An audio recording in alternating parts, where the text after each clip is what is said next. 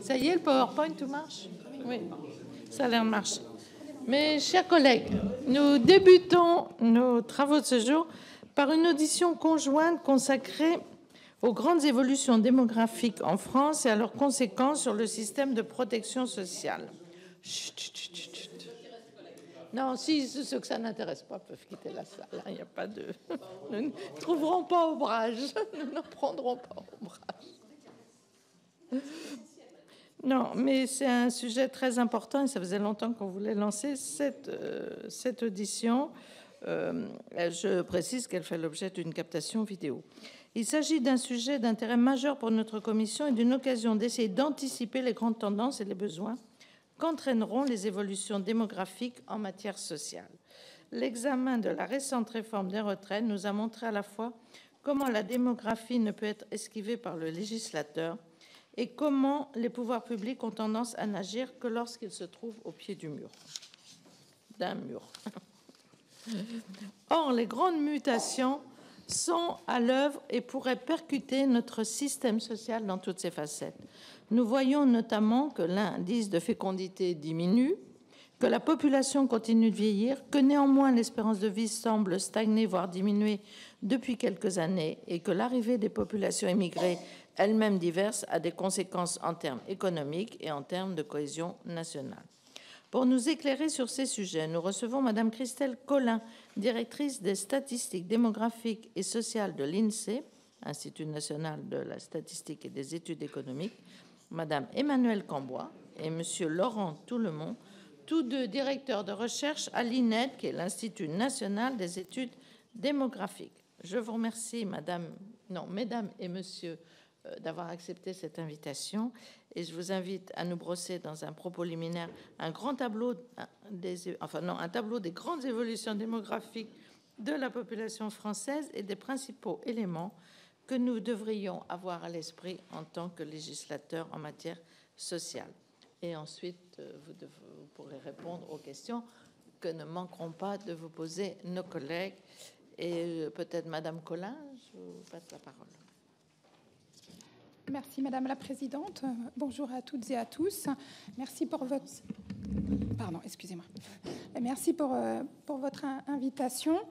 Donc, je vais commencer par revenir sur les grandes tendances démographiques, puis mes collègues de l'INED évoqueront plus précisément les questions de fécondité et de vieillissement de la population qui font partie en effet des grandes questions importantes à documenter.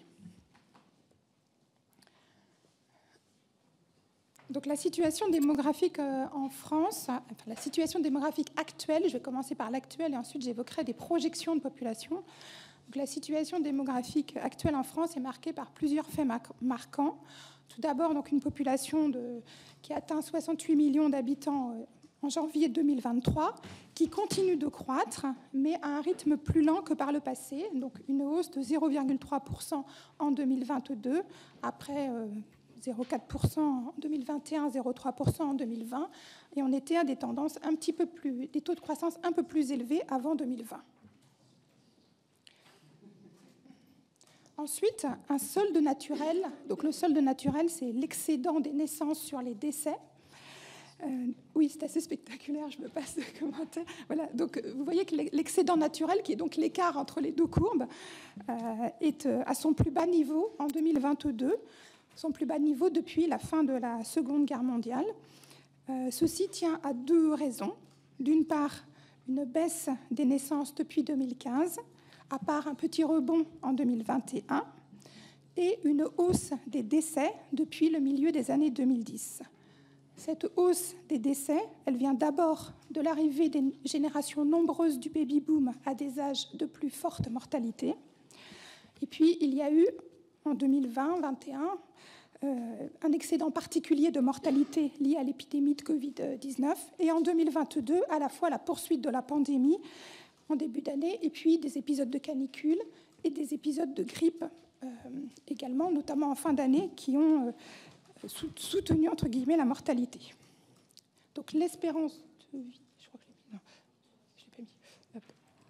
l'espérance de vie en 2022 reste inférieure à son niveau de 2019 du fait de ces événements particuliers entre 2020 et 2022. Mais pendant la décennie précédente, entre 2010 et 2019, l'espérance de vie avait quand même continué d'augmenter, toutefois moins que par le passé. Et la troisième composante, l'autre composante de l'évolution de la population, c'est le solde migratoire, donc le solde des entrées sur le territoire et des sorties du territoire, et qui, lui, est estimé à plus 160 000 de manière provisoire en 2022. Il était d'un peu moins 100 000 en moyenne par an sur les 10 dernières années, et il fluctue surtout beaucoup d'une année sur l'autre. Voilà. Il aurait un peu tendance à remonter depuis 2017, mais plutôt du fait d'un ralentissement des sorties que d'une hausse des entrées. Et une autre tendance très importante à mentionner, vous l'avez mentionné dans votre propos introductif, Madame la Présidente, c'est le vieillissement de la population. Donc, au 1er janvier 2023, 21% de la population, 21% des habitants étaient âgés de 65 ans et plus, et 10% de 75 ans et plus.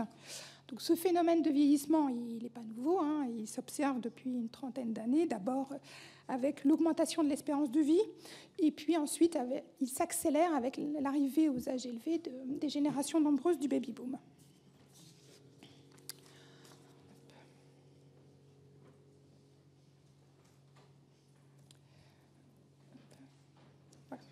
Donc là, ce sont les tendances récentes.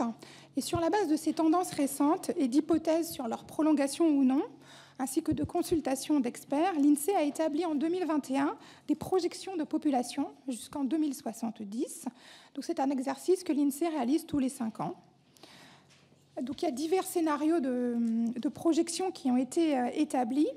Je peux te montrer rapidement. Hop. Un scénario central. Donc à chaque fois, on fait des hypothèses sur la fécondité, l'espérance de vie et sur l'émigration. Et puis ensuite, des variantes avec des hypothèses hautes ou basses de fécondité, de mortalité et de solde migratoire. Je ne vais pas les détailler complètement, puisqu'au total, on a beaucoup de scénarios.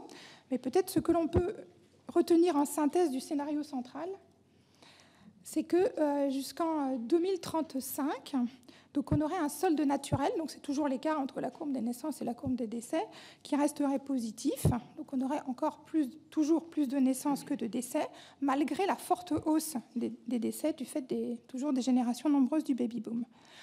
Donc ce solde naturel, combiné à un solde migratoire positif, fait que la population continuerait à augmenter, toutefois moins que par le passé. Et ensuite, à partir de 2035, toujours dans ce scénario central des projections, le nombre de décès dépasserait le nombre des naissances. Donc la population continuerait de croître, mais du seul fait du solde migratoire. Et selon les hypothèses que l'on a retenues, je crois que ça se voit mieux sur celle d'après, et selon les hypothèses que l'on a retenues, à partir de 2044, voilà, on aurait plutôt une légère décroissance de la population. Et donc, le solde migratoire ne suffirait plus avec les hypothèses retenues, le solde migratoire ne suffirait plus à combler l'excédent de décès sur les naissances. Un autre résultat très important de ces projections, c'est la poursuite du vieillissement de la population. Là aussi, je trouve que la figure est assez parlante. Donc, vous avez la pyramide des âges. En gris, la pyramide des âges actuelle. Et en rouge, la pyramide des âges projetés en 2070. Et en fait, donc, la population totale en 2070 serait assez proche en nombre d'habitants de la situation actuelle, mais très différente en termes de composition, puisqu'en gros, il y aurait, selon toujours ce scénario central, plus de 5 millions de personnes de 75 ans ou plus en plus, et à peu près 5 millions de personnes de 60 ans ou moins en moins. Voilà, donc une pyramide des âges qui s'élargit beaucoup vers le haut, aux âges élevés, qui se rétrécit en bas, aux âges jeunes. Voilà, donc ce qui fait en fait deux composantes du vieillissement, à la fois un élargissement par le haut et une réduction par le bas.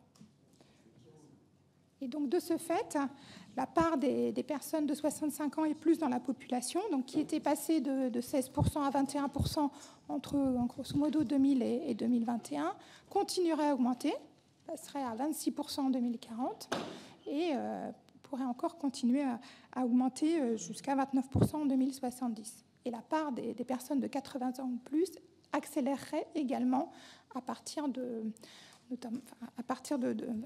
à cet horizon de projection. Alors il faut avoir en tête un élément important, c'est que, comme je vous ai dit, dans les projections, il y a un scénario central et il y a des variantes.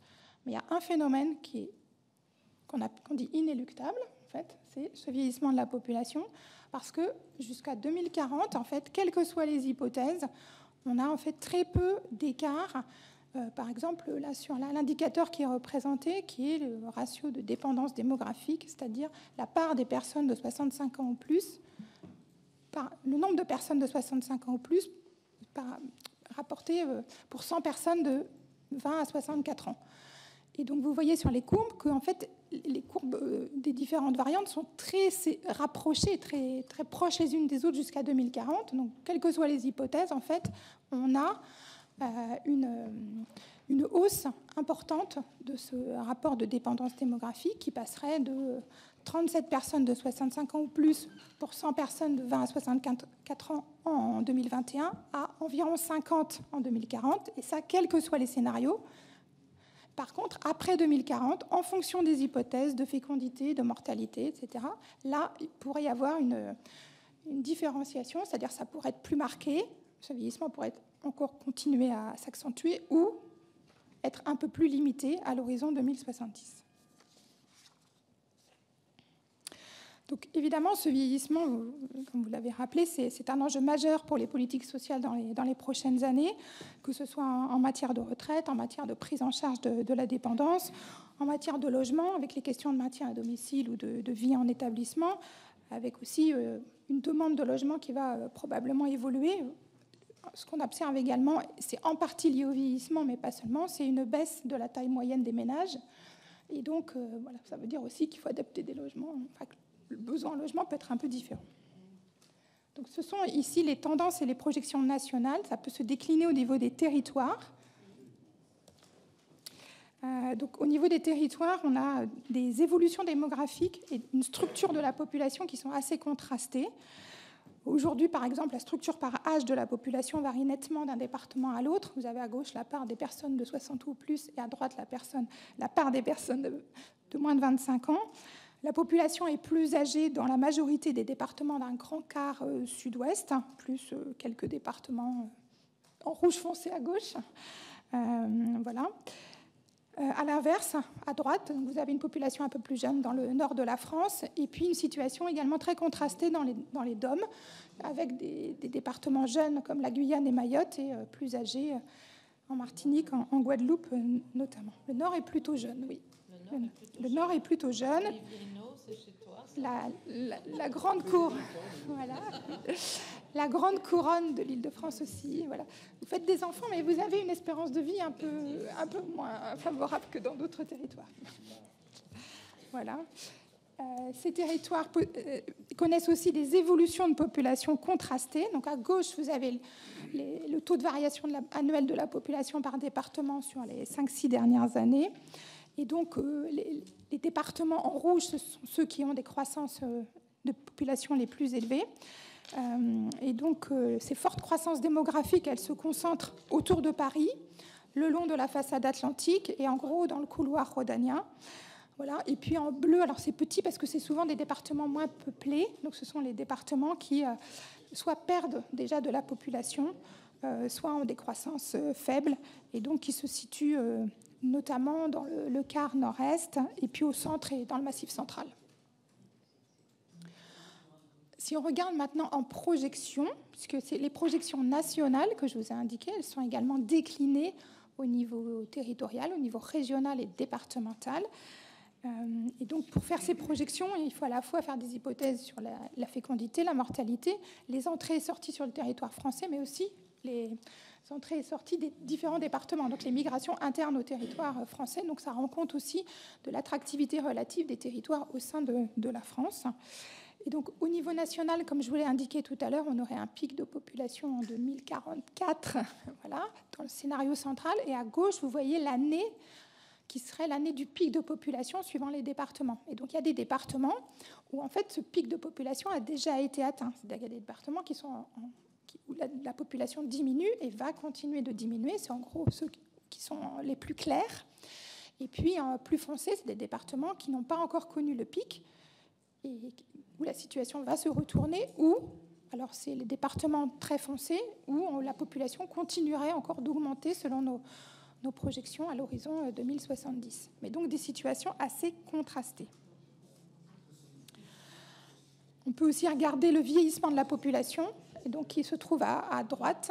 Et donc le vieillissement de la population, il est évidemment partout, sur tous les territoires, mais plus ou moins marqué, notamment en fonction des situations de départ. Et donc le quart sud-ouest et puis la Martinique et la Guadeloupe atteindraient les parts de personnes âgées les plus élevées. Et donc ça signifie également que les défis liés à la prise en charge du grand âge sont évidemment variables selon les territoires. Donc, je vais maintenant laisser la parole à mes collègues de l'INED.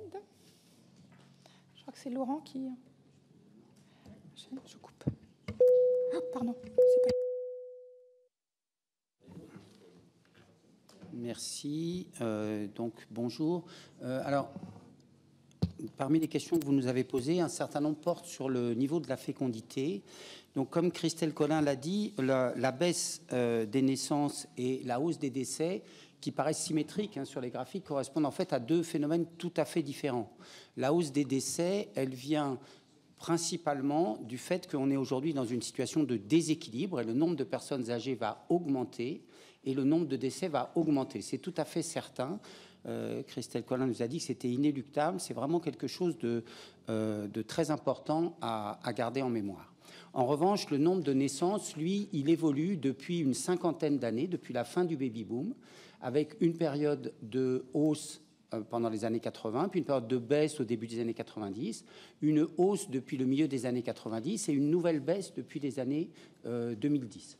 Baisse qui s'est accentuée depuis 5 ans, donc la baisse est effectivement assez spectaculaire depuis 2014, même si avec la crise du Covid, il y a eu, et on le verra tout de suite dans beaucoup de pays, un changement de tendance ou une interruption des tendances.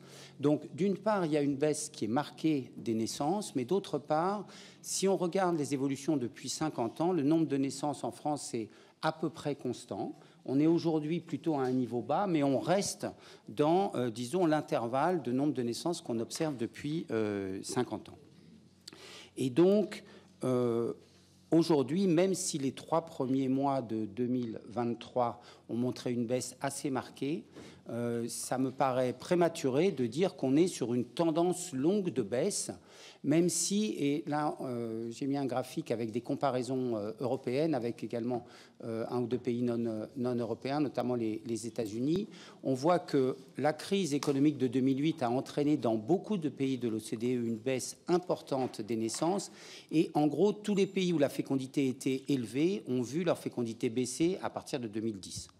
Et la France, qui est en rouge sur ce graphique, a eu plutôt une baisse retardée et modérée par rapport aux autres pays où la fécondité était élevée. Et puis la moyenne européenne, qui est dans la courbe bleue épaisse, était beaucoup plus bas, de l'ordre de 1,5 enfants par femme, et aujourd'hui entre 1,5 et 1,6 enfants, parce qu'il y a des pays, notamment dans la partie sud de l'Europe, l'Italie, l'Espagne, qui sont ici en orange et puis en noir pointillé, qui restent avec des niveaux de fécondité très bas. Vous voyez, 1,2 enfants par femme. C'est un niveau de fécondité qui n'est pas du tout du même ordre que 1,8 ou 1,7. Avec, disons qu'avec 1,8 enfants et un peu de migration, il faudrait plus de 150 ans pour que la population diminue de moitié, alors qu'avec une fécondité de 1,2 enfants, la fécondité, elle diminue de moitié pratiquement tous les 50 ans. Donc, ce n'est pas du tout le même rythme. Les évolutions de population, le rythme du vieillissement sont tout à fait différents. Donc, aujourd'hui, en France, on est à un niveau de fécondité qui reste assez élevé, à la fois en termes de dynamique de long terme, et on l'a vu, la population dans les projections de l'INSEE diminue à horizon de 2070, mais diminue relativement peu aux âges adultes et pour les enfants, alors que dans d'autres pays, les projections conduisent à des diminutions beaucoup plus importantes. Alors, sur le court terme, là, je vous ai mis volontairement un très grand nombre de pays pour vous montrer que les situations sont à la fois très diverses est assez contrastée en termes de tendance. Donc vous avez ici les naissances par mois depuis janvier 2020 qui sont transformées par les démographes de l'Institut de Vienne en indice conjoncturel de fécondité, c'est-à-dire le nombre d'enfants par femme au cours de la vie si le niveau de la fécondité restait constant, et qui sont désaisonnalisés, puisque dans beaucoup de pays, il y a un mouvement saisonnier des naissances qui vient perturber d'une certaine façon les évolutions. Donc quand on compare les pays à cette aune, on voit donc envers la France, vous voyez, avec au début 2021 une baisse importante qui est apparue 9 mois après le premier confinement, et on le voit dans beaucoup de pays. Le début de l'épidémie de Covid, qui a entraîné évidemment une hausse de mortalité très importante, a aussi entraîné une baisse du nombre des naissances dans beaucoup de pays 9 mois après. Mais ça n'est pas vrai dans tous les pays. Et par exemple, c'est pas vrai en Allemagne, par exemple, il n'y a pas eu de baisse. Ils avaient eu des décès un peu plus précoces et il n'y a pas eu de baisse à ce moment-là.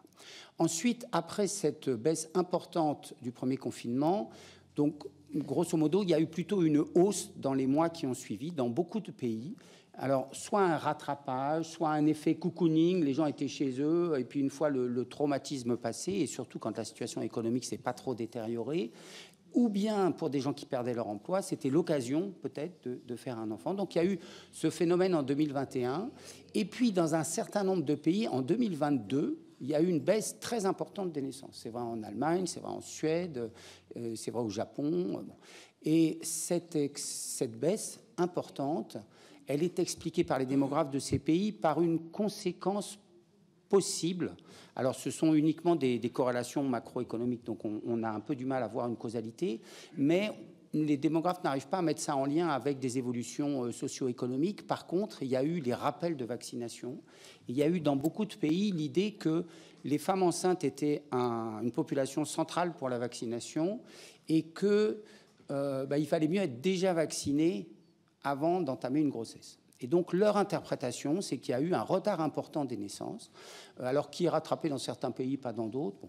Alors qu'en France, on a plutôt eu des informations erronées sur les risques liés à la vaccination, qui étaient tout à fait erronées. Mais il n'y a pas eu de lien fait entre la grossesse et la vaccination en France, aussi fortement que dans ces pays. Et de fait, on ne voit pas en 2002 une diminution. Donc vous voyez, par rapport à la question que vous nous posiez de savoir pourquoi la fécondité baissait autant et pourquoi elle était aussi basse, j'aurais tendance à dire la fécondité n'est pas si basse et elle ne baisse pas tellement. Et on voit que même si la baisse continue quand même, depuis, on voit bien, depuis 2021, on est quand même à une baisse qui est de l'ordre de 7%. On serait sur le long terme ici à un niveau de fécondité qui serait de l'ordre de 1,7, peut-être même un petit peu en dessous, enfants par femme, si la baisse se prolongeait dans les mois à venir. Mais j'aurais tendance à dire qu'on n'est pas encore dans cette situation où, disons, on aurait une baisse marquée et durable des naissances en France. Maintenant, le fait que dans les autres pays, le niveau est plus bas et baisse également, peut inciter à dire que peut-être que l'exception française pourrait aussi prendre fin d'une certaine façon. Et ça me permet de faire la transition sur les questions que vous nous avez posées sur des explications possibles.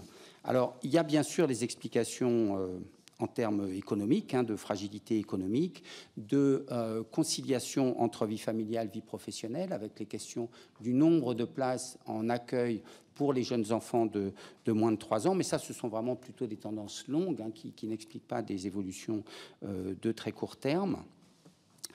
Donc, alors, vous avez posé également des questions sur les questions sur l'infertilité. Je ne sais pas si je répondrai aux questions ou on vous enverra peut-être des réponses écrites, parce que je ne sais pas dans quel détail vous voulez qu'on aille sur ces questions. Alors, concernant les politiques sociales et familiales,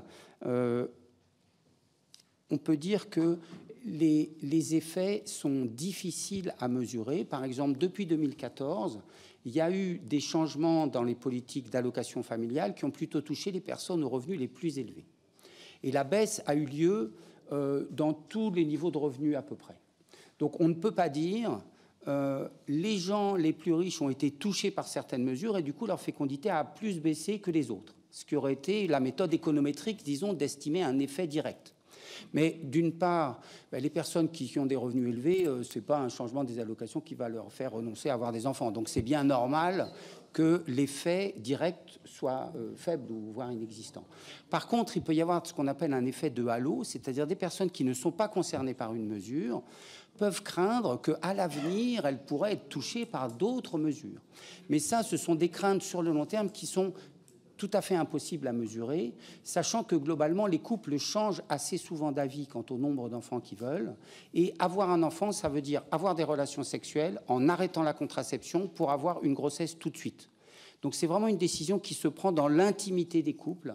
Et à ce moment-là, on ne se demande pas tellement si la planète se réchauffe, si on va avoir des allocations. Enfin, c'est un peu d'autres questions qui se posent dans les décisions intimes des couples.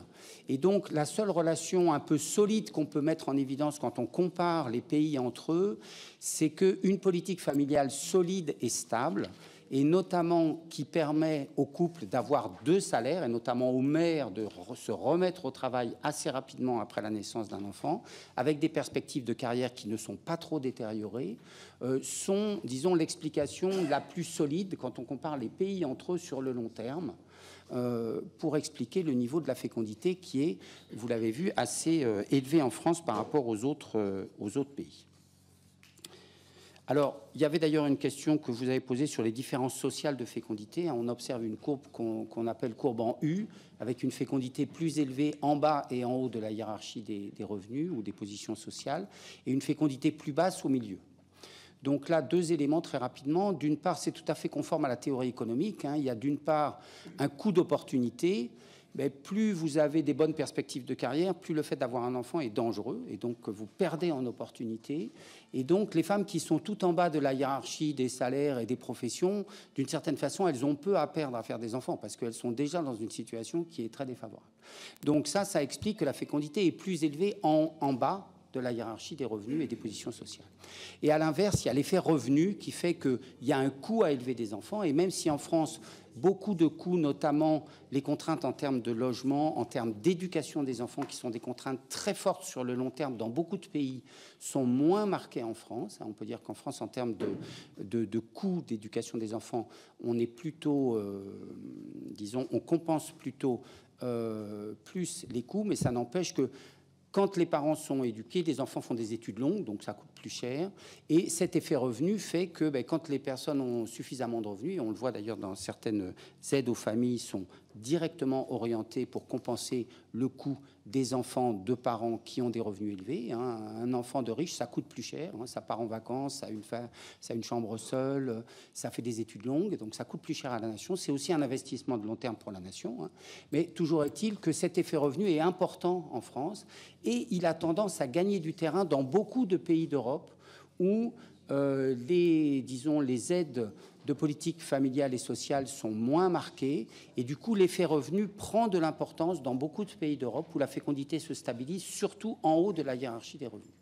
Et en France, ce qu'on peut dire, c'est que depuis 2014, la baisse est relativement uniforme.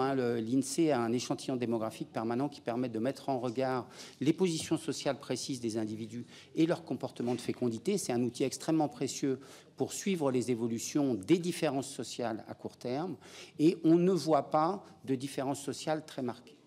Maintenant, derrière cette courbe en U, il y a une hétérogénéité très forte. Donc là aussi, il y a une publication de l'INSEE, mais qui est un peu complexe, qui met en regard le pays de naissance, c'est-à-dire est-ce que les parents sont nés en France ou est-ce qu'ils sont nés à l'étranger, le niveau de diplôme, est-ce que les parents ont un niveau de diplôme élevé ou un niveau de diplôme faible, et le niveau de revenu des parents au moment où ils décident ou non de faire des enfants.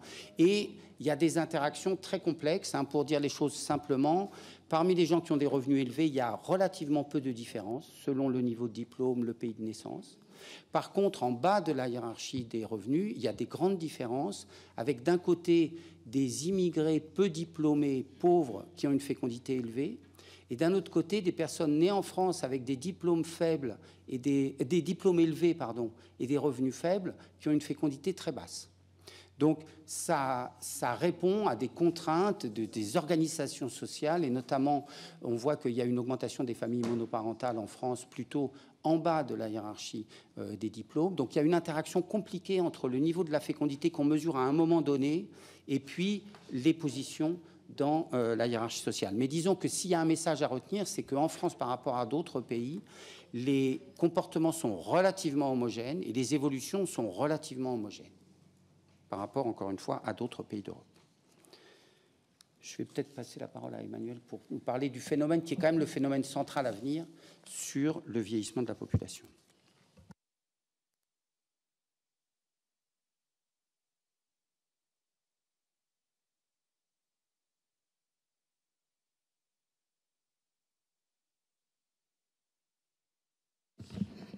dont vous avez probablement entendu beaucoup parler. Alors, je vais peut-être commencer par expliquer ce qui est derrière cet indicateur pour qu'il n'y ait pas de méprise et qu'il y ait une bonne compréhension de ce qu'il représente.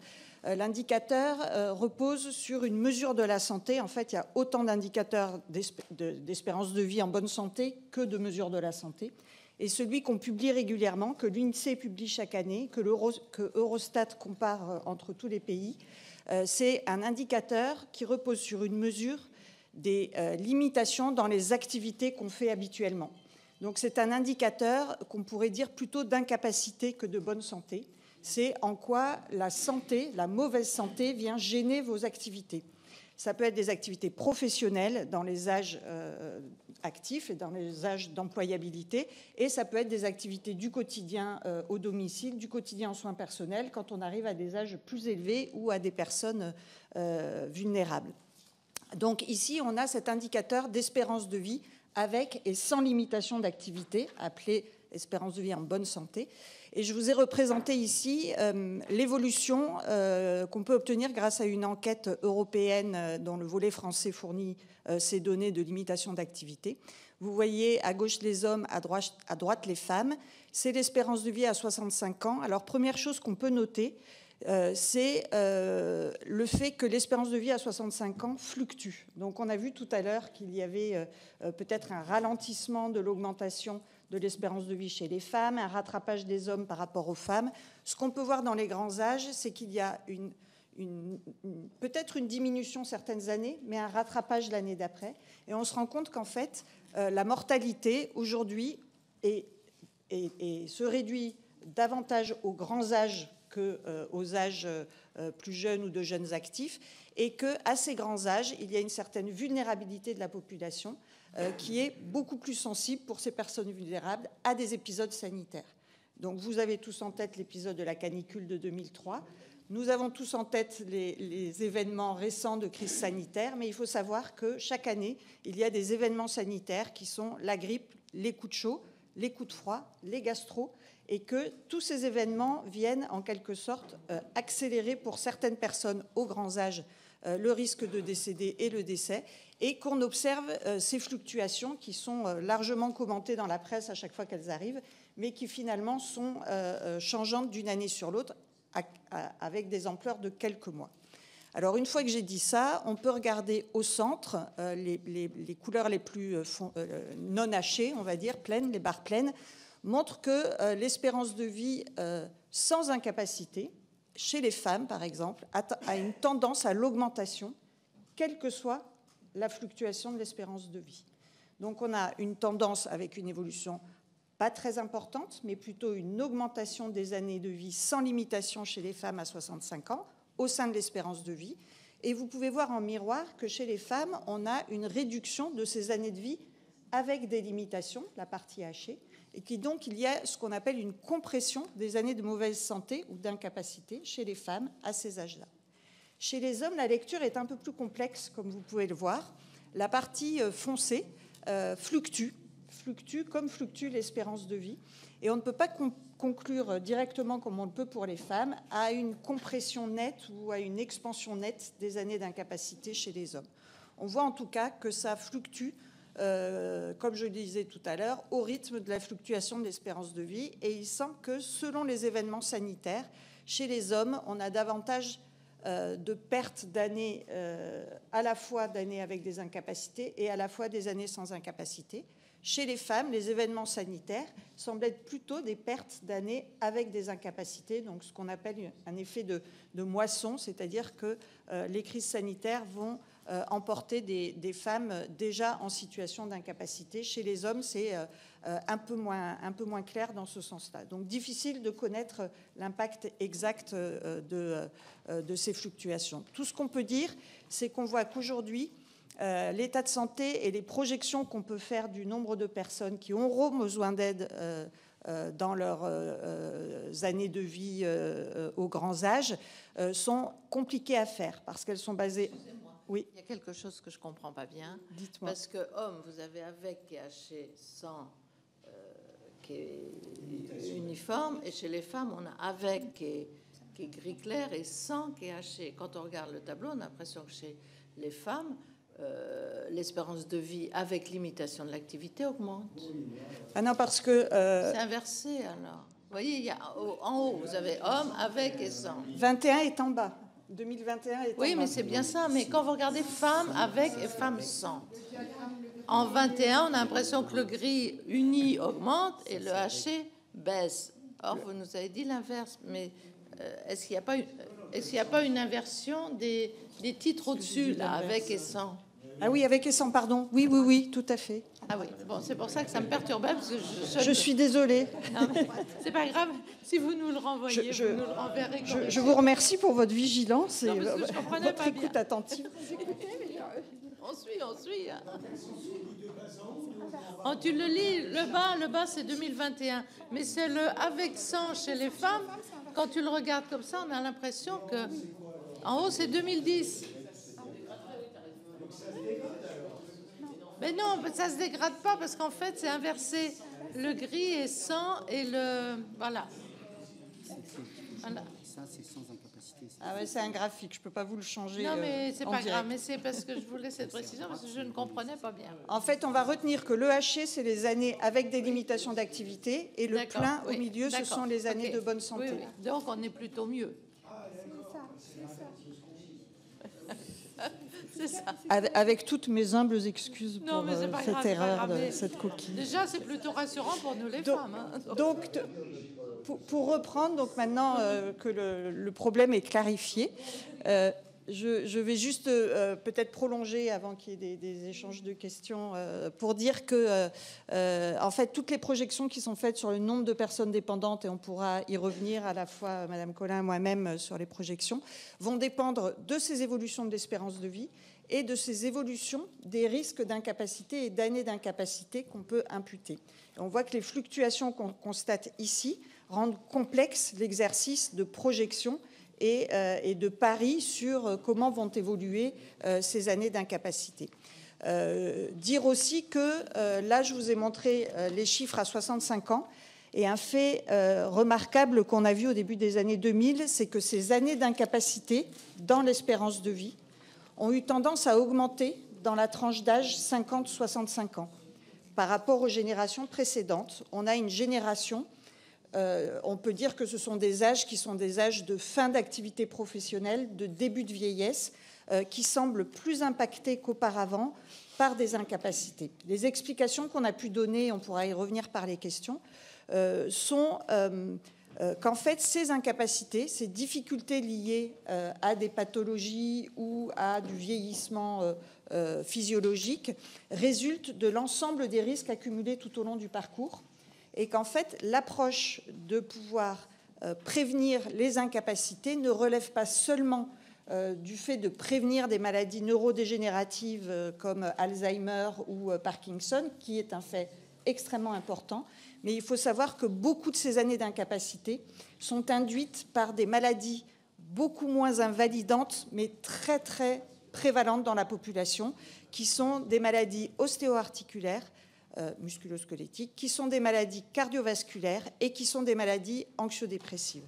Et que ces maladies-là sont très sensibles à la fois à l'ensemble des risques accumulés au cours de la vie et à la fois à des contextes socio-économiques qui vont avoir une influence très forte sur les expositions à ce type de pathologie.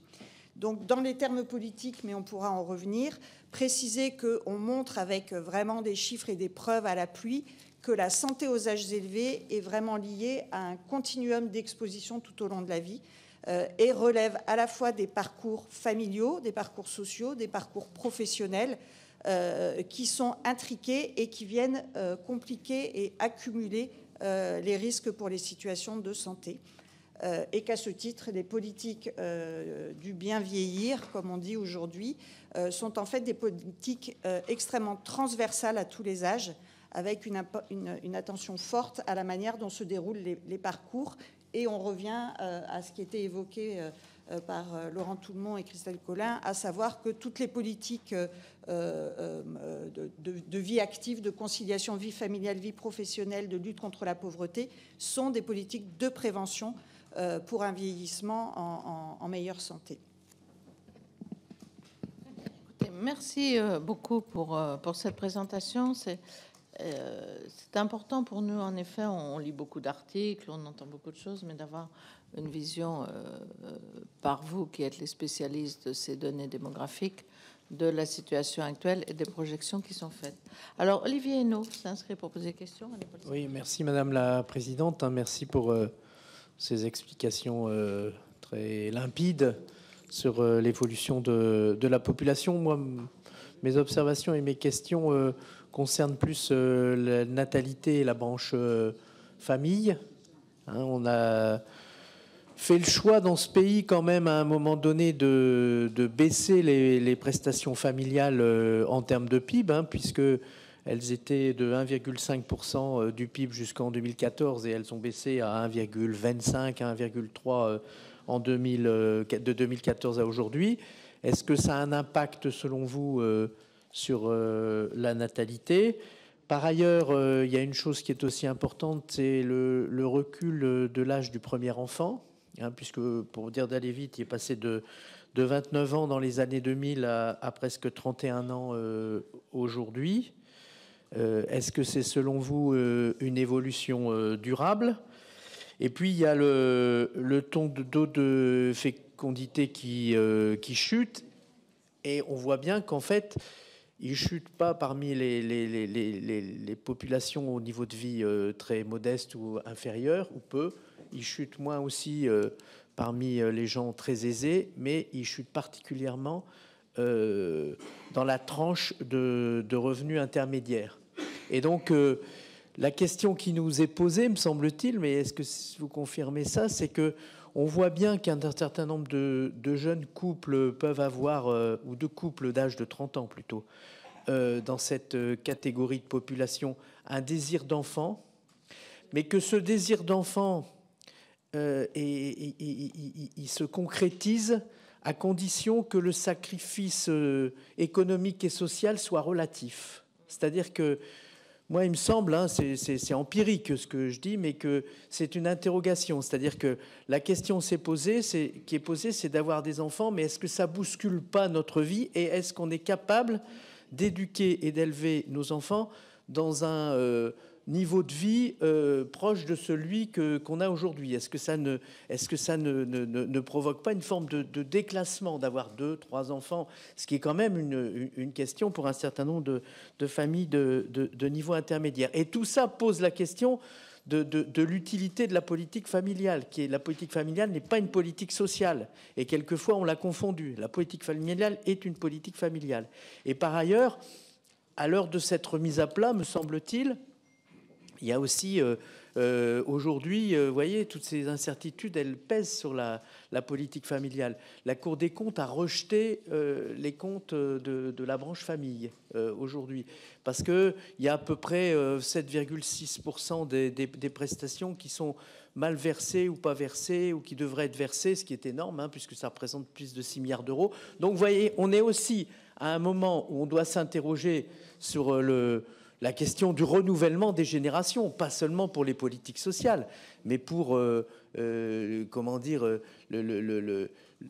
l'envie de transmettre la vie, un modèle aussi, un modèle socioculturel. Un peu, c'est la question aussi de l'Europe et de l'Occident qui est posée, de ce que est-ce qu'on a envie de renouveler nos générations. Et donc voilà, toute cette question se pose quand on regarde vos chiffres, mais aussi quand on regarde l'environnement qui nous entoure. Je vous remercie. France Rossignol. Merci Madame la Présidente, bonjour. Merci de vos communications.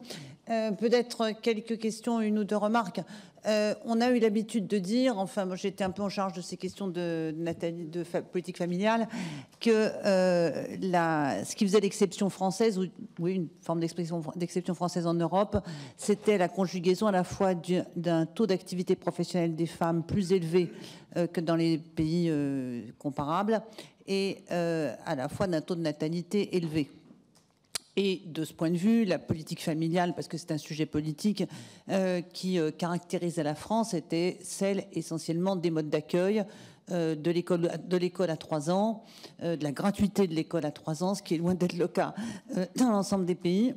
Et aujourd'hui, on s'interroge.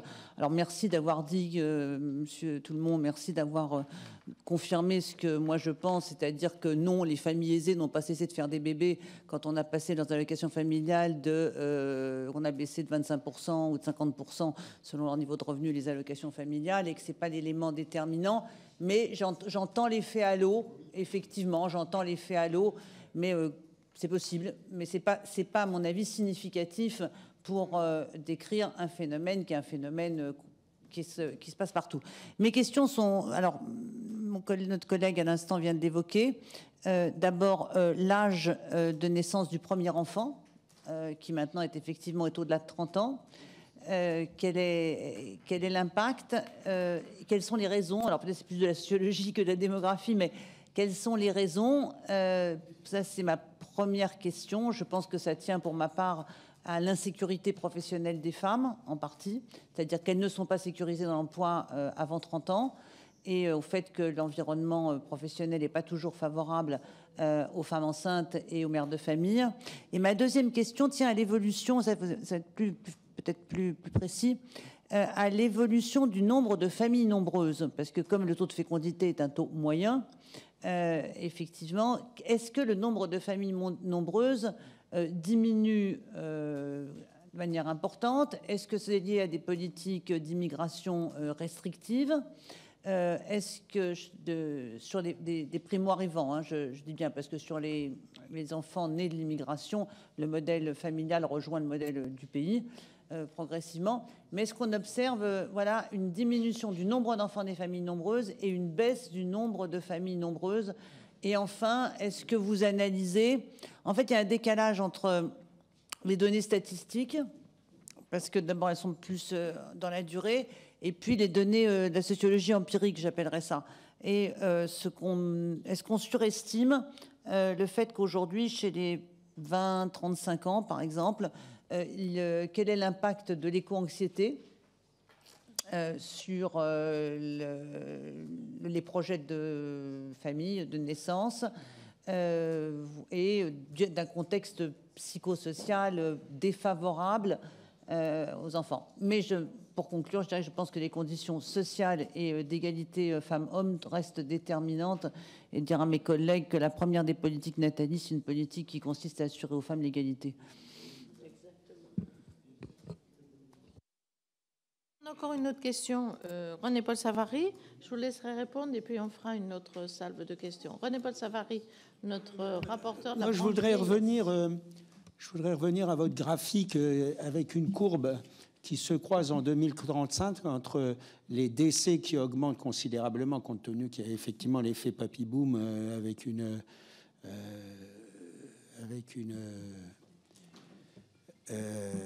population âgée qui augmente, donc un nombre de décès qui augmente, un nombre de naissances qui diminue, donc un croisement à un moment. On pourrait penser qu'il y aura moins de dépenses de retraite puisqu'il y a plus de morts. Mais il n'y a plus de cotisants. Il n'y a plus de cotisants puisqu'il n'y a plus de naissances. Donc à terme, plus de cotisants. Et est-ce qu'on pourrait penser que le système puisse s'équilibrer que par la démographie ? Système de retraite. Voilà, ça c'est une question. Vous pouvez prendre un joker. Non, vous allez nous répondre. Bon, je vous laisse répondre. Il y avait 2 autres questions, ou alors on prend tout. Est-ce que vous les comprenez, 2 autres questions? Oui, peut-être, oui. Daniel Chassain et Corinne Imbert. Daniel Chassain. Voilà. Merci, Madame la Présidente. Donc, merci, Madame, Messieurs et Mesdames, Mesdames et Messieurs, pour toutes ces explications. Donc, vous nous avez expliqué que le nombre de personnes âgées augmentait au-delà de 65 ans fortement en 2040, 2050, 2070. Et donc, vous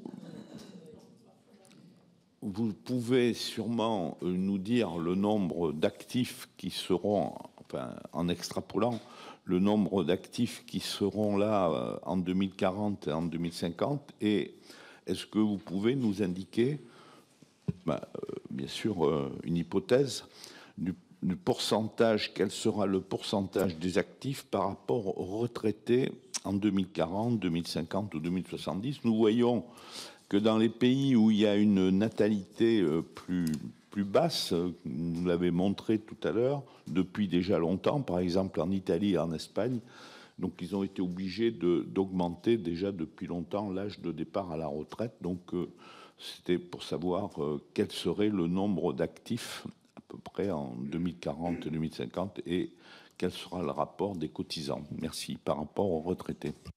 Collègue s'étant rajouté, je vous propose de répondre et on fera une autre partie, une autre tournée, oui. Non, ça marche pas. Ah, si, je vais commencer, bien sûr, en laissant des éléments. Bon, on peut peut-être commencer par... Je vais commencer par la fin. Voilà. Est-ce qu'on peut remettre peut-être le graphique? Ah, ça marche pas. Je vais mettre en diapo. Alors, celui avec le ratio de dépendance. Ratio de dépendance.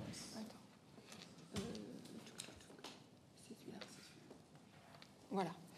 Voilà, je vais commencer par la fin. Donc ici, vous avez un graphique qui présente pas tout à fait les actifs et les retraités. Je vais compléter, mais qui déjà illustre les choses, puisque vous avez donc le nombre de personnes de 65 ans et plus, donc âge auquel essentiellement les personnes sont retraitées, par rapport au nombre de personnes de 20 à 64 ans. Donc, grosso modo, les âges d'activité professionnelle. Mais c'est une première réponse. Après, je reviendrai, parce qu'on fait aussi des projections de population active elle-même. Donc, je détaille un petit peu. Donc voilà, donc ça vous montre bien ce ratio. Donc il était à peu près dans les années aujourd'hui autour un peu moins de 40, donc à peu près 40%. Et donc il augmente à peu près 50 à l'horizon 2040, avec peu de variabilité selon les hypothèses. Et après, il peut varier suivant les hypothèses si on a plus ou moins de fécondité. Parce qu'en gros, à l'horizon 2040, la fécondité ne joue pas. Voilà, donc c'est essentiellement ça.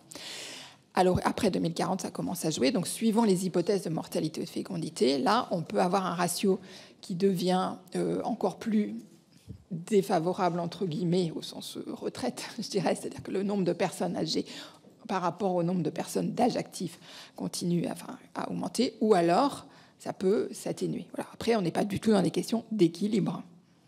On est très loin avec ces chiffres-là. Voilà, c'est ça que je voulais dire. Donc ça, voilà. Mais l'ampleur et l'évolution de ce ratio, elle peut varier en fonction de la suite de l'histoire sur la fécondité, la mortalité. Voilà. Alors, elle peut aussi varier suivant les hypothèses de solde migratoire, notamment sur le dénominateur, les 20 à 64 ans. Donc ça, on le voit sur d'autres exercices qu'on fait, mais je n'ai pas fait de diapositive là-dessus. Mais donc, à l'été dernier, nous avons fait des projections de population active. Donc là, c'est vraiment, et en tenant compte non seulement de la démographie, du nombre de personnes, mais aussi des comportements d'activité, puisque le taux d'activité, c'est pas 100%. Il y a des différences suivant entre les hommes et les femmes, et puis des différences selon l'âge. Voilà, et notamment des évolutions, alors avec une hausse du taux d'activité des seniors ces dernières années, mais néanmoins, on est encore bien sûr pas des taux d'activité de 100%. Voilà. Et donc, dans ces projections de population active, ce que l'on voyait, c'était que donc le nombre d'actifs, donc aujourd'hui, voilà, en 2021, il y a à peu près 30 millions d'actifs. Donc, le nombre d'actifs, en fait, il continue, dans nos projections, il continue à augmenter jusqu'en 2040. légèrement. Donc, je lis, je recherche mes chiffres. Hop. Voilà, donc plus 20 000 actifs par an en moyenne jusqu'en 2040. Et ensuite, la tendance s'inverserait à partir de 2040 avec une baisse du nombre d'actifs. Voilà. Alors, c'était des projections que nous avons établies donc, l'été dernier, donc, avec la législation en vigueur l'été dernier. Et ce qu'on voit également, c'est que ces projections de population active sont assez sensibles aux hypothèses sur le solde migratoire, forcément. Donc, voilà, donc ces projections, elles disent en fait ce qui se passe un petit peu spontanément. Après, les politiques publiques, bien sûr, peuvent infléchir un certain nombre de choses. Alors, pas tout, enfin voilà, mais voilà, et notamment, je crois qu'on avait mis une variante. Voilà, et donc à l'horizon 2040, par exemple, voilà, suivant qu'on prend un scénario avec un solde migratoire plus élevé ou un solde migratoire plus bas, on a quand même entre les scénarios un écart de plus d'1,3 million d'actifs. Voilà. Donc tout ça permet d'illustrer spontanément les tendances, enfin d'illustrer ce que produisent les tendances démographiques. Après, les politiques publiques peuvent infléchir un certain nombre. Excusez-moi, mais parallèlement, il y a le nombre d'actifs qui augmente jusque 2040, mais il y a le nombre de retraités, vu la courbe d'âge, qui augmente aussi. Voilà. Et un peu plus vite que le nombre de cotisants. Voilà. Donc, en fait, c'est pour ça que je vous... Et ça se corrige pas après, malgré tout. Non, c'est ce qu'il faut aller voir. Et après, ça va au contraire. C'est pour ça que voilà, les deux sont intéressants, je pense, d'avoir à la fois ce ratio de dépendance démographique et aussi... C'est quand même incontournable. Après, pour la suite de l'histoire, je vous invite aussi, vous le savez bien, à vous référer aux travaux du Conseil d'orientation des retraites. Oui, absolument. Voilà. Puisque nous, en fait, on fournit un peu les inputs, si vous voulez, avec les projections. Mais au corps, je vous rappelle qu'il donnait toujours 70 000 personnes en ce qui concerne le solde migratoire. Et que là, vous êtes à 120 000. Alors, le solde migratoire, c'est ce qu'on a dans le scénario central, les 70 000. Le scénario haut est à 120 000 et on a un scénario bas plus bas. Ça permet d'encadrer un petit peu des possibles. Merci. Voilà, mais on a aussi des scénarios. Voilà, qu'est-ce que je vais peut-être reprendre sur l'âge au premier enfant, comme vous l'avez. Oui, peut-être sur la structure des familles, sur les familles nombreuses. Alors, sur les 10 dernières années, leur part est restée assez stable. Voilà, donc ça avait eu tendance à baisser par le passé. Pardon, 3 enfants et plus. 3 enfants. Voilà. Et donc, par le passé, la part avait eu tendance à baisser. Mais entre 2011 et 2021, la part est restée stable. Et le nombre d'enfants vivant dans des familles nombreuses est resté assez stable aussi entre 2011 et 2021. Voilà. Après, on a vous le savez, une hausse des familles monoparentales. Voilà, ce qui renvoie à des questions aussi cruciales en termes de précarité, en termes d'activité féminine, etc. Vous avez commencé à l'évoquer. Je vais vous chercher. Est-ce que je l'ai là? Sinon, vous nous enverrez. Je vous l'enverrai. Je vais voir si je le retrouve et je compléterai. C'est combien? 1,5, dit Laurent tout le monde. Qui connaît plus de chiffres par cœur que moi. Voilà. Et juste sur la question, je vais laisser Laurent compléter sur toutes les questions politiques. Alors, sur les questions de politique familiale, c'est toujours difficile, bien sûr, de démêler les effets. Par contre, sur la question de l'impact sur les différents, des évolutions par niveau de vie, ce qu'on a vu, c'est que la baisse de la fécondité, donc depuis 2014-2015, elle a touché tous les niveaux de vie. Il y a une courbe en U, mais cette courbe en U, elle est à un moment donné. Enfin, je sais pas comment dire, voilà. C'est-à-dire qu'il n'y a pas eu une baisse beaucoup plus marquée pour certains niveaux de vie, parce qu'on a regardé avec la baisse de la fécondité, on s'est dit mais qu'est-ce qui se passe? Est-ce que c'est plutôt telle ou telle catégorie de la population? On a vu que c'était un peu diffus dans les différents niveaux de vie, diffus aussi suivant les diplômes, etc. Voilà, donc c'était plutôt ça. Par contre, à un instant donné, en effet, on a une courbe en U, c'est-à-dire que plus d'enfants pour les familles au plus bas niveau de vie et plus pour les familles au plus haut niveau de vie, avec un creux au milieu des niveaux de vie intermédiaires. Voilà. Et sur l'âge au premier enfant, donc on a en effet, il a augmenté, on est à 30,8, je crois, l'âge moyen à la maternité au premier enfant, dans le dernier bilan démographique. Et dans les projections de population, on a continué à le faire augmenter. Je ne sais plus jusqu'où on va. J'essaie de retrouver. On a continué. Voilà, on l'a fait augmenter jusqu'à même 33 ans, en lien aussi avec ce qui se passe aussi dans les autres pays, etc. C'est-à-dire qu'on pense ça peut encore augmenter. Voilà. Après, ce qu'on a vu, alors là, c'est plutôt pour les générations qui ont terminé leur vie féconde, c'est que malgré le recul de l'âge moyen à la maternité, pour les générations qui ont terminé leur vie féconde, la descendance finale n'a pas baissé, quoi. Et je vais laisser, je pense, Laurent compléter. Emmanuel, si tu veux. Merci. Alors, très rapidement, parce qu'il y a beaucoup de questions. Alors, bon, sur le rapport de la Cour des comptes et le financement de la branche famille, là, je vous renvoie au rapport du Haut Conseil de financement de la sécurité sociale, qui évoquait aussi le mode de financement de la branche. On voit bien que structurellement, la branche famille est excédentaire. Donc, qu'est-ce qu'on fait avec cet excédent? Qui décide? Là, ça déborde tout à fait mon domaine de compétences, mais je crois que vous avez tous les éléments pour discuter de ça. Alors, sur les évolutions par âge, il y a une évolution majeure, c'est-à-dire l'âge moyen au premier enfant, il était de 24 ans au début des années 1970, et il est maintenant, alors plutôt à 29 ans pour les premiers enfants, et c'est 31 ans pour tous les rangs confondus, donc ça fait 5 ans d'augmentation. Donc d'abord en termes de conséquences, individuellement, plus on commence à avoir des enfants tard, plus on a de chances d'en avoir peu, parce qu'on peut changer d'avis, etc. Mais à l'échelle de la population, on a 50 ans de retard des naissances, avec 5 ans de décalage, et on n'a pas de changement du niveau de la fécondité. Et quand on compare les pays européens entre eux, aujourd'hui, les pays où on fait des enfants tard sont plutôt des pays où on fait beaucoup d'enfants. Parce que, pour dire les choses très brutalement, les jeunes arrêtent de faire des enfants. Alors, est-ce que c'est parce qu'ils sont en situation fragile ou est-ce que c'est parce qu'ils veulent profiter de la vie avant de faire des enfants et de s'engager? Bon. En tout cas, la fécondité des jeunes baisse partout. Et puis, est-ce que cette baisse est compensée ou non par une fécondité aux âges élevés?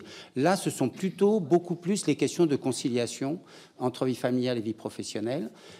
Et donc, effectivement, vous l'avez dit, c'est important de le signaler. Le fait en France d'avoir une école à 3 ans où tous les enfants vont depuis tôt le matin jusqu'à tard dans l'après-midi, ça permet de concilier le fait d'avoir 2 emplois à temps plein dans un couple, ou bien pour une femme qui élève seule ses enfants de travailler en ayant les enfants à l'école. Donc ça, c'est un élément qui est très important. Et ces deux phénomènes sont un peu indépendants, mais globalement, ce qu'on observe empiriquement, c'est que les pays où la fécondité a été le plus retardée sont plutôt les pays où la fécondité s'est le plus maintenue.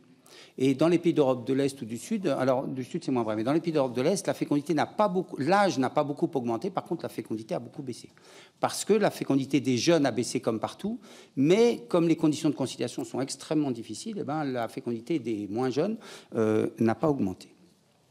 Donc, au niveau, alors d'ailleurs, il y avait aussi des questions sur les problèmes de stérilité, de recours à la PMA. Là aussi, on peut dire d'un point de vue individuel, c'est très important. Il y a un recours qui est très croissant, mais à l'échelle de la population, l'impact de la PMA sur le nombre total des naissances est très faible. D'abord parce qu'il n'y a pas beaucoup de couples qui ont recours. Ensuite, parmi les couples qui ont recours, il n'y en a pas beaucoup qui arrivent à avoir des enfants.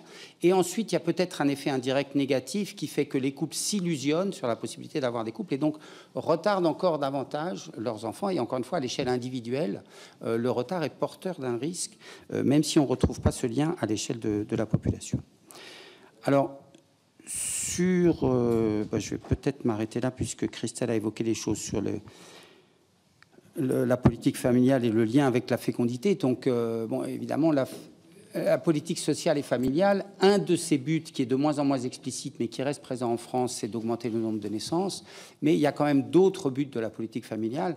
Et donc, mesurer la politique familiale uniquement au nombre d'enfants qui naissent, ça paraît quand même assez partiel comme mode d'évaluation.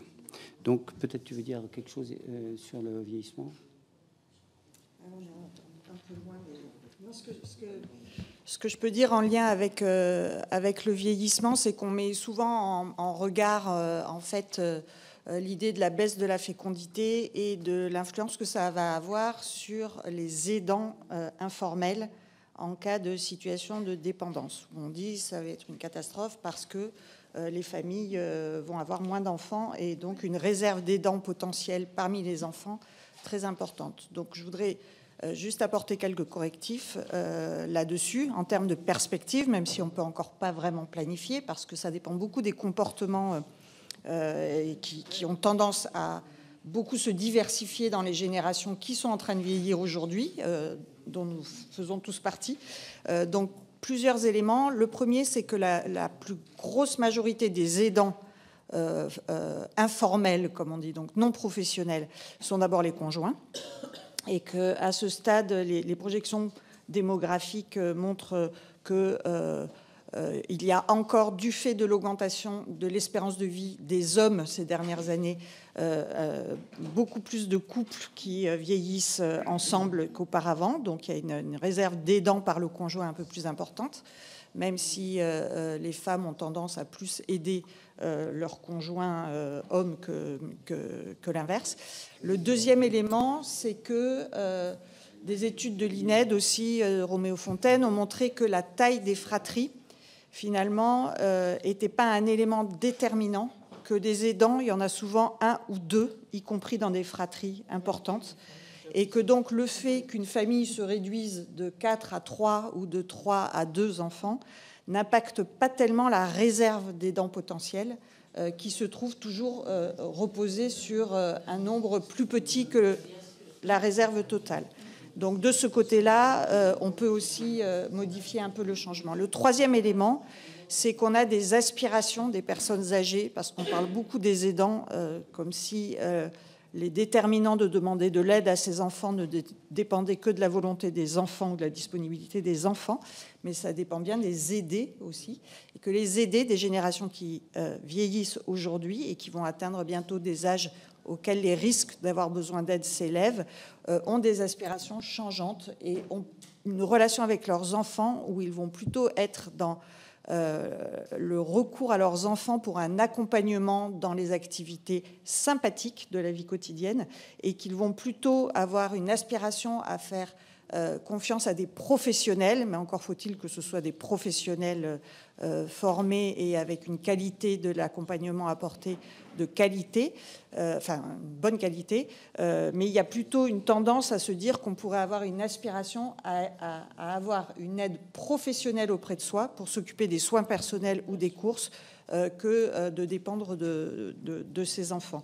Donc je ne sais pas si vous aviez en tête le lien entre fécondité en baisse et l'accompagnement du vieillissement, mais on reboucle un peu parce que finalement on voit que en ne considérant pas les personnes dépendantes ou en perte d'autonomie comme un bloc monolithique qui se perpétue de génération en génération et d'année en année. C'est vraiment une population très diverse avec des comportements de demande d'aide et d'accompagnement qui va avoir beaucoup de transformations avec le vieillissement des baby-boomers aujourd'hui, et que dans ce cadre-là, il est vraiment très important de projeter plutôt le besoin en aide professionnelle de qualité que de regarder quelles vont être les réserves du côté informel.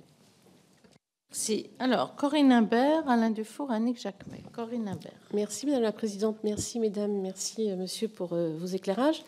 Je vais continuer sur l'aspect vieillissement de la population. Vous l'avez dit et redit, il est inéluctable. Du coup, il s'impose aux autorités sanitaires, il s'impose aussi aux départements en termes de prise en charge des personnes âgées dépendantes. Et pour autant, nous avons un ministère de la Santé et de la Prévention. Est-ce que dans vos recherches, dans vos travaux, vous avez imaginé quelle politique de prévention il faudrait pour que ça impacte l'espérance de vie en bonne santé, l'espérance de vie d'une manière générale et l'espérance de vie en bonne santé. Et puis, une question, j'allais dire annexe, est-ce que vous travaillez avec vos collègues démographes qui travaillent au sein de la plateforme nationale de recherche sur la fin de vie, ou pas? Je vous remercie. Alain. Oui, Madame la Présidente, merci. Mesdames, Messieurs, merci aussi. La question que je voulais poser, c'est de savoir sur les perspectives de vieillissement de la population en France, est-ce que vous avez pu comparer avec les pays européens? Première question. Et deuxièmement, avec les difficultés de l'accès aux soins aujourd'hui, est-ce que vous pouvez intégrer ce paramètre dans l'évolution du vieillissement de la population en France? Merci. Merci Madame la Présidente. Merci, messieurs, dames, pour vos exposés. J'ai deux petites questions. Madame, déjà, dans un des premiers graphiques que vous nous avez montré, dans le scénario central des projections de la population, vous dites que vous tenez compte, bien sûr, de la fécondité. Est-ce que vous tenez compte aussi du désir d'enfant? Parce que c'est deux choses différentes. Et moi, je suis frappée par tous ces jeunes couples qui, justement, disent « Ah ben non, nous, on veut plus d'enfants, on préfère vivre comme ça, parce qu'il y a l'anxiété, parce qu'il y a le monde, dans quel monde on va les faire vivre, etc. » Donc, est-ce que vous avez tenu compte de ce paramètre ou c'est uniquement des chiffres factuels? Et puis, pour Monsieur Tout-le-Monde, j'ai aussi une question. Vous nous avez montré un graphique qui comparait justement la chute de la natalité dans tous les pays. Et j'ai noté, si j'ai bien vu, que l'Islande, l'Irlande, les États-Unis, l'Allemagne et l'Espagne avaient une natalité qui remontait assez significativement. Est-ce que vous avez pu corréler cette augmentation de la natalité à certaines dispositions ou certaines politiques que ces pays-là auraient mis en œuvre, que ce soit au niveau de l'accompagnement de la famille, au niveau des conditions de travail, etc. Merci.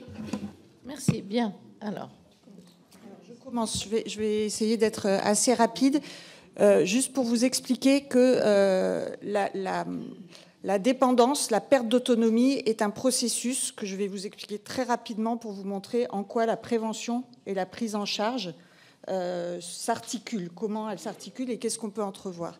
Donc c'est l'Organisation mondiale de la santé qui proposait un processus où on partait de la maladie ou de la mauvaise santé, tout à fait à gauche du graphique, et que ces maladies, qu'on appelle parfois invalidantes, aujourd'hui on parle des maladies chroniques invalidantes, donc celles qui laissent des traces, on va dire, qu'on ne guérit pas totalement, vont avoir possiblement des impacts, des lésions sur l'organisme et diminuer certaines fonctions.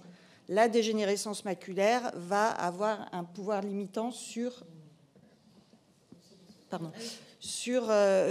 la capacité visuelle. Et cette perte de capacité visuelle peut avoir un impact sur les activités qu'on fait. On ne peut plus conduire, on ne peut plus aller faire ses courses, etc. Selon les activités qui sont impactées par la maladie que l'on a, ou les déficiences et limitations fonctionnelles, on va être empêché dans des activités dites élémentaires. Donc ce qu'on appelle perte d'autonomie aujourd'hui, c'est quand les personnes ont besoin d'aide pour des activités élémentaires, faire ses courses, faire sa toilette, se nourrir, etc. Donc on a un lot d'activités qui vont faire que, à partir du moment où on a trop de difficultés et qu'on a besoin de quelqu'un pour être aidé pour les réaliser parce qu'on les juge indispensables, on appelle ça de la perte d'autonomie. Une petite parenthèse, on pourrait rentrer dans ces activités élémentaires indispensables, les relations interpersonnelles, la sociabilité, accéder à de la culture, etc. Donc la perte d'autonomie, elle peut être beaucoup plus grande que la définition qu'on a aujourd'hui. Et donc, juste pourquoi je vous explique ceci, parce qu'on le voit ici, la prévention et la prise en charge s'articulent à chacune de ces étapes. C'est-à-dire que la prévention peut être d'éviter que des maladies invalidantes ne surviennent. C'est tous les plans prévention vers les maladies neurodégénératives telles Alzheimer. C'est toute cette machine, grosse machine qui est en route. La prise en charge, c'est qu'est-ce qu'on fait des personnes une fois qu'elles sont rentrées dans ces problématiques-là. Et donc, on voit qu'on peut avoir de la prévention à chaque étape. Et quand je parlais tout à l'heure de limitations fonctionnelles qui vont ou pas avoir des impacts sur les activités, ça va dépendre de l'environnement dans lequel on est, de son logement, mais aussi de sa ville, de sa cité, l'accessibilité aux services de soins, aux espaces culturels, aux espaces commerciaux, etc. C'est-à-dire que dans la prévention de la perte d'autonomie, on a tout le volet médical, si vous voulez, et on a une marge d'intervention absolument énorme et que toutes les personnes qui travaillent sur le vieillissement vraiment invitent les politiques publiques à prendre en compte.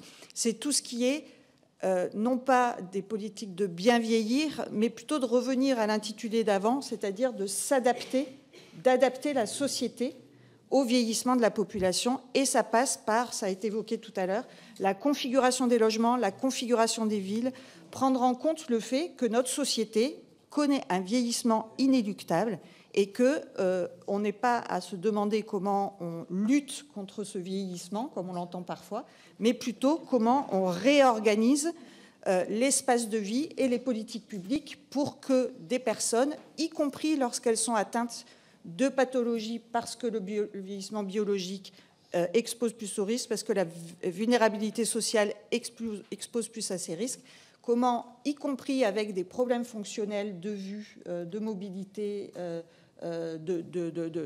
d'ouïe, comment on organise une société pour que on ne soit pas dans un agisme et dans un isolement social des personnes avec ces limitations fonctionnelles. Donc, beaucoup à faire du côté à la fois de la prise en charge et de la prévention médicale et d'aménagement de la société en général. Et on parle beaucoup de la prévention, mais il ne faut surtout pas oublier la prise en charge des personnes qui n'ont pas pu prévenir les restrictions d'activité. Et donc, il faut aussi avoir une politique de qualité d'accompagnement des personnes. Très bien. Pour le reste, alors, qui répond sur désir d'enfant, comparaison européenne? Oui. Voilà, merci. Oui, donc il existe en effet des projections démographiques dans les différents pays européens, donc sous l'égide d'Eurostat, l'Office statistique des communautés européennes, qui donc j'ai pas le détail là pays par pays, mais on pourra vous envoyer des éléments complémentaires. Les tendances que j'ai présentées, elles sont un peu partout. Et si on regarde la population de l'ensemble de l'Union européenne, un peu comme en France, il y a un moment elle a atteint un pic et ensuite ça diminue. Et il y a un vieillissement, donc avec une pyramide des âges aussi, qui s'élargit en haut et qui se diminue en bas. Donc ça, ce sont des tendances assez générales. Après, il y a des variations selon les pays, parce que les niveaux de fécondité et la structure par âge aujourd'hui, et l'espérance de vie aussi sont assez différentes. Mais grosso modo, c'est un schéma un peu... En tout cas, au niveau de l'ensemble de l'Union européenne, on retrouve les grandes tendances. Après, si vous voulez plus de détails, on pourra vous envoyer des compléments un peu sur la diversité des situations dans les différents pays. Voilà. Alors nous, on mesure pas. Alors sur la fécondité, voilà, sur la fécondité dans les projections démographiques, il faut dire voilà, qu'est-ce qu'on met comme indice conjoncturel de fécondité et surtout voilà, qu'est-ce qu'on dans le futur. Donc il y a eu pas mal de débats. On a fait des consultations d'experts. Consulter par exemple Monsieur Laurent Toulmont au titre des experts et d'autres experts à la fois français et étrangers. Et il y a eu un peu de débat en fait au sein des experts sur donc l'indice conjoncturel de fécondité. Il reste, comme l'ont montré les graphiques tout à l'heure, assez élevé en France. Hein, voilà. Mais il a tendance à décroître depuis. Voilà. Et donc là, on est à 1,8 enfants par femme et on s'est dit. Bon, est-ce qu'on va vers la moyenne européenne, par exemple? Est-ce qu'on pense qu'il peut remonter? Parce qu'au début des années 2000, on était plus près de 2. Voilà. Est-ce qu'on pense qu'il va rester à peu près stable ou il a diminué, mais on est à peu près... Voilà. Et donc, il y a eu des positions, autant sur la mortalité, il y avait des positions assez convergentes. Sur la fécondité, il y avait des positions plus contrastées. En lien, par exemple, avec les facteurs que vous avez évoqués, notamment de crainte face à l'avenir, voilà, très clairement, que l'on mesure pas très bien. Enfin, voilà, c'est difficile de mesurer vraiment l'impact des craintes face à l'avenir, qu'elles soient liées au changement climatique ou à d'autres choses. Mais voilà, c'est là où il y a eu plus de débats. Finalement, donc, nous avons retenu une hypothèse qui était quand même majoritaire parmi les experts, mais c'était pas 100% qui disait ça, et on a maintenu à 1,8 enfants par femme dans le scénario central. Après, on a aussi un scénario de fécondité basse à 1,6 enfants par femme, voilà, et un scénario de fécondité haute où on remonterait à 2. Voilà, ce qui permet aussi de voir l'impact de cette fécondité, et donc si on a des scénarios différents, de voir l'impact sur la population en fonction des différents scénarios. Mais dans le scénario central, finalement, on a fait ce choix. Alors Alain Milon s'est inscrit pour Alain. Tu veux peut-être compléter? Non. Oui, puis après vous compléterez. Oui, merci pour toutes ces informations, mesdames, messieurs. C'est assez quand même inquiétant de voir cette baisse de fécondité. Je suis étonné d'ailleurs de la voir aussi en Islande, alors que jusqu'à présent, l'Islande paraissait comme étant un pays un pays où la natalité était assez forte. Ces constatations que vous les faites pour l'Europe, vous les faites pour les États-Unis. Est-ce que vous faites les mêmes constatations pour l'Amérique latine, pour l'Afrique ou pour les pays asiatiques? Est-ce que vous avez des graphiques sur ce sujet? Et les études que vous avez faites vous montrent-elles qu'il y a des problèmes de physiologie, peut-être quelque part, ou des problèmes de fertilité, en particulier de fertilité masculine, dont j'ai beaucoup entendu parler il y a un certain temps en arrière? Oui, je vous laisse répondre. Alors, je vais essayer d'être bref sur toutes ces questions. Donc, d'abord, moi aussi, je vais commencer par la fin. Sur les aspects de fertilité masculine, de qualité du sperme, il y a d'une part une détérioration du nombre de spermatozoïdes dans le sperme qu'on constate dans beaucoup de pays, avec très probablement un lien avec les questions de pollution ou de perturbateurs endocriniens. Ça, c'est tout à fait établi. Par contre, la relation avec le niveau de fécondité dans les pays où l'évolution n'est pas du tout établie nulle part. C'est-à-dire qu'il n'y a pas de relation empirique pour le moment. Alors peut-être que ça va arriver à l'avenir, mais on peut dire qu'aujourd'hui, et c'est vrai à l'échelle du monde, l'état sanitaire de la population a plutôt tendance à s'améliorer. Bon, même si dans les années toutes récentes, il y a des difficultés dans certaines régions du monde, mais globalement, on est plutôt dans une situation d'amélioration, non seulement de la durée de vie, mais aussi de l'état de santé des adultes. Alors, sur les projections dans les autres continents, la situation est très contrastée. On peut dire... Il y a des pays, notamment en Asie de l'Est, on parle souvent de Taïwan ou de la Corée, où la fécondité est inférieure à 1 enfant par femme. Donc là, les perspectives de long terme, c'est une population qui est divisée par 2 tous les 30 ans, donc qui est divisée par 8 en un siècle. Donc il y a une espèce de crainte du vide qui est très forte.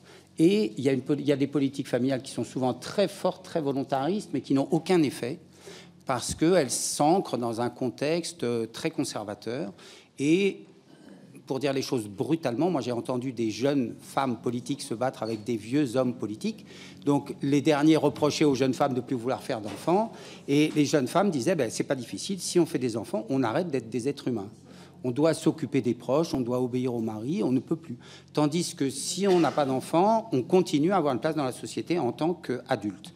Et le problème, c'est que si on ne veut pas avoir d'enfants, il ne faut pas se marier. Si on ne veut pas se marier, il ne faut pas vivre en couple. Parce qu'il y a un mécanisme de pression sociale qui fait que c'est très difficile d'être en couple sans être marié. C'est très difficile d'être marié sans être en couple. Et donc, la solution, c'est de ne pas vivre en couple.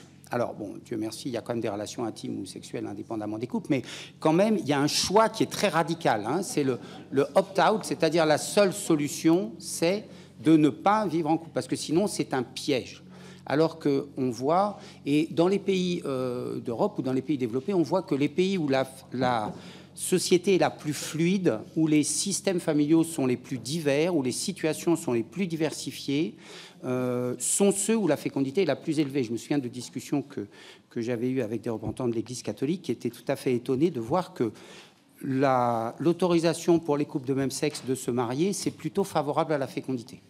Alors, évidemment, à l'échelle individuelle, on peut dire ils sont perdus pour la patrie, ceux qui sont en couple de même sexe. Alors, c'est de moins en moins vrai à l'échelle individuelle, mais à l'échelle de la population, la relation est plutôt dans l'autre sens. Et alors, j'en viens aux questions de politique familiale. Vous disiez, il y a des pays où ça monte et puis ça monte pas en France. Bon, en fait, il faut voir, là, il y a deux choses importantes. C'est en Allemagne et en Hongrie, les pays qui étaient en bas. Et les pays qui étaient en dessous de 1,4, il y a ce qu'on appelle le risque de fécondité basse de long terme. Les gens prennent l'habitude de ne plus avoir d'enfants et du coup, il y a un modèle avec beaucoup de personnes sans enfants, beaucoup de petites familles.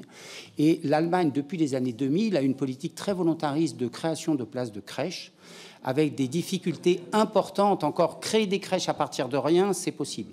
Mais faire que les écoles soient pas seulement le matin, mais toute la journée, ça veut dire construire des cantines. Et construire des cantines quand vous avez une école dans une ville avec des voisins qui veulent pas trop de nuisances, c'est un problème très très compliqué. En Allemagne, un des grands problèmes de la politique familiale, c'est de permettre aux parents de travailler en permettant aux enfants de ne pas rentrer chez eux pour déjeuner. Donc vous voyez qu'en France, on est très loin de ces questions-là.